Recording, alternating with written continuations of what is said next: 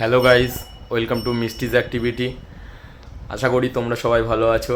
তোমাদের দিদিভাইয়ের ডেলিভারির আজকে 6 দিন, তো বুঝতেই পারছো ওর শরীরের পরিস্থিতি কেমন আছে। আজকে ভালো দিনেই ওদেরকে বাড়িতে আনতে পেরেছি সুষ্ঠুভাবে। আজকে বাড়িতে একটা ছোট্ট একটা নিয়মও আছে, ছয় ষষ্ঠী। তার মধ্যে আজকে আমাদের পুচু সোনার আজকে নামকরণ হবে, তো খুবই এক্সাইটেড। তো নামকরণের সাথে সাথে আজকে আরেকটাও জিনিসও, দিন বিধাতা নাকি আজকে ওর ভাগ্য লিখবে। তো আজকে আমাদের কাছে সবটাই আজকে নতুন।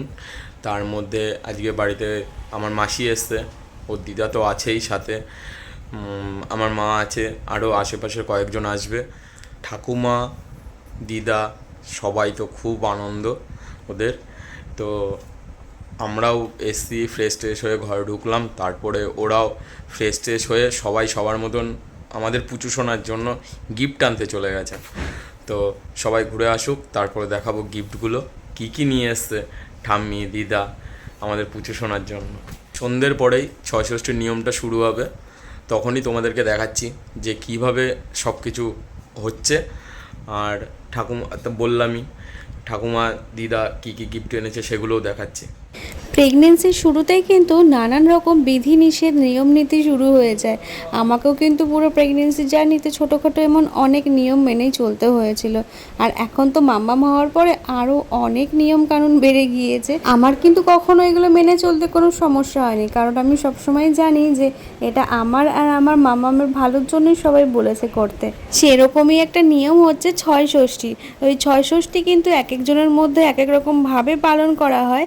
যেমন আমার বাবার বাড়ি কিন্তু আলাদা নিয়ম, আবার আমার শ্বশুর বাড়ি আলাদা। আমার বাবার বাড়িতে যেমন মা বলছিল যে এক ছড়া কলা নিয়ে দরজার সামনে বেঁধে রাখতে হয়, তারপরে নাকি পুচকু সোনা বা পুচকি সোনার মামা গিয়ে সেই কলাটা কান্না করতে করতে খেতে হয়।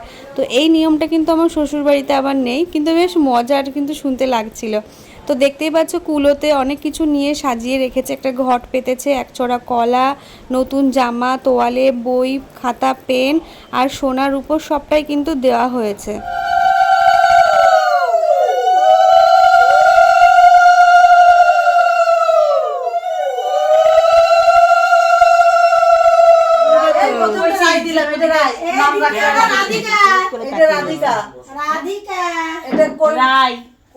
কি নাম রাখলি? রায়, কিশোরী, কিশোরী, একটা কিশোরী রায়। এই যে কিশোরীটাই বলছে, এই যে এটা কিশোরী, এটা রায়, এটা রাধিকা। বলা হবে এবার বাবা মা বলবে, ওই দুটো বাবা মা বলবে। কিশোরীর পরে তোরা যা খুশি তাই বলতে। ওই বাবা মা রায় রেখেছে। এবার এই দুটো ওই তো এটা রাইমা, রাইমা। এই যে প্রথমে এটা এদিকে এটা রাইমা রেখে দাও। রায় ডাক নাম, ওটা দাদুর পছন্দের নাম মনে হয়। রায় সুন্দরী, রায় সুন্দরী করে যাচ্ছে, বাড়ি এসছে। আর প্রত্যেকটা নামই কিন্তু ভীষণভাবে জল করছে। তো আমাদের সকলের পছন্দের নাম হলো রাই, আর ওর খাতা কলমে নাম দিয়েছি রাইমা। তো তোমাদের নামটা কেমন লাগলো অবশ্যই জানিও। আর ঠাম্মির কোলে শুয়ে শুয়ে পাপার সাথে গল্প করছে, দেখো। একটা কথা তো তোমাদেরকে বলাই হয়নি যে আমাদের মামাম কবে হয়েছে। ও হয়েছে রাধা অষ্টমীর দিন।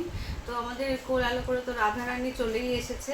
এর জন্যই যে যে নামগুলো রাখা হলো না, সব ওই রাধারানীর নামের উপর দিয়েই মানে নাম দিয়েই রাখা হয়েছে। কারণ তো জানো রাইটা হচ্ছে রাধারানীর নাম, আর কিশোরী, রায় কিশোরী বা রাইমা, রাইমাটা রাধারানীর না, ওটা একটু মডার্ন চেষ্টা করেছি আমরা। মানে আগে থেকে তো কিছুই ভাবিনি, ওকে তো বলতাম আমি যে কিছু একটা নাম ভাবো, ও বলতো কি না আগে হোক তারপরে না রাখবো। কিছুই ভাবিনি, না ছেলের নাম না মেয়ের নাম, কিচ্ছু কখনো ভাবিনি।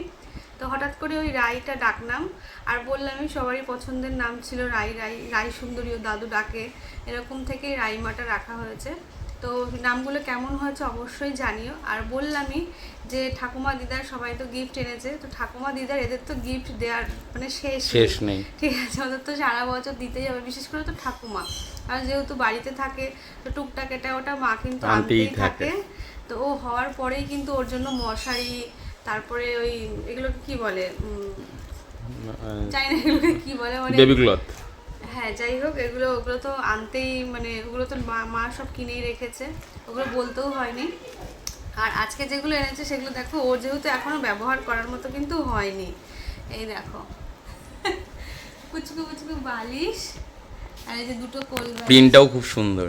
হ্যাঁ, এটা কভার। না মানে কভারের প্রিন্টটাও খুব সুন্দর, বাচ্চাদের প্রিন্ট। হ্যাঁ, এরকম দুটো কোল বালিশ এনেছে আর হচ্ছে এই যে বালিশটা এনেছে। বালিশটা এখনো শোয়ানো যাবে না, কোল বালিশটা দু সাইডে দেওয়া যাবে। তারপরে ওই কিন্তু এই কোলবালিশে ওর কাজ হয় না, ও এইসব মানে আরো ভারী দরকার। হ্যাঁ, আরো ভারী দরকার। তারপরে ওই বাচ্চাদের জামা কাপড় রাখার জন্য বাস্কেট এনেছে, গামলা এনেছে। তো বাস্কেটটা ভরা হয়ে গিয়েছে, যে জন্য আমি আর দেখাতে পারলাম না। আর গামলাটা আপাতত আলমারির উপরে তোলা রয়েছে, কারণ গামলা আরো দুটো রয়েছে, ওগুলো ইউজ করা হচ্ছে। এই যে একটা কাজল লতা, এটা কিন্তু এগুলো এখন আর লাগে না, তাই না? আগে আগে কিন্তু আমারও ছিল, আমার ছোটবেলায় কাজল লতা ছিল, তোমাদের দাদা ভাইয়েরও ছিল, কিন্তু এখন আর এগুলো লাগে না, কারণ এখন তো সব আর্টিফিশিয়াল, মানে ল্যাকমি এটা ওটা সব কিছুর কাজল ইউজ করা হয়। তো ঠাম্মি এটা নিয়ে এসছে পিতলের। আর এই যে ওর দিদুর নিয়ে এসছে এই ঝিনুকটা রূপোর। তো ঝিনুকটা এখনো ভালো করে পালিশ করা হয়নি, তো মা হট করে গিয়ে নিয়ে চলে এসছে, তো ভালো করে একটু পালিশও করতে হবে আরেকবার দিয়ে। তো এই যে ওর ৬ ষষ্ঠীর কিন্তু গিফট। আর জামা কাপড় তো এখনই কত যে সবাই তো দিয়েই দিয়েছে, মানে আমার মামা শ্বশুর, মাসির শাশুড়ি, তারপরে আর কে আরও একটা মামা শ্বশুর এসেছিলো, মানে সবাই এসেছিলো দেখা করতে হসপিটালে। তো ওর জন্য কিন্তু সবাই জামা কাপড় নিয়ে এসেছে, সেগুলো তো শেয়ার করাই হয়, ওগুলো আরেকটা ভিডিওতে হ্যাঁ, হবে। ওগুলো অবশ্যই। তারপরে সব থেকে বড় কথা, হালি শহর থেকে হ্যাঁ, ওর পিসিমণি পাঠিয়েছে, পিসিমণি, পিসুন পিসুন নিয়ে এসছে। তো সবাই কিন্তু জামা কাপড় অনেক দিয়েছে, মানে আমাদেরকে কিছু কিনতেই হয়নি, যে বাবা মা হয়ে যে পার্টিকুলার ভাবে কিছু কিনবো সেটা এখনো কেনারই সুযোগ হয়নি, এমনি হয়ে গেছে কত জামা। ঠিক আছে, তো ওগুলো একটা আলাদা পার্টে দেবো। তো নামটা কেমন হয়েছে অবশ্যই জানিও। আর বারবারই প্রত্যেকটা ভিডিওতেই বলি, তো আমাদের পুচু সোনাকে তোমরা অনেক অনেক আশীর্বাদ করো, ও যেন সুস্থ থাকে, ভালো থাকে। তো চলো ভিডিওটা এখানে শেষ করছি, কেমন লাগলো অবশ্যই জানিও। নেক্সট ভিডিওতে আবার দেখা হচ্ছে, টাটা।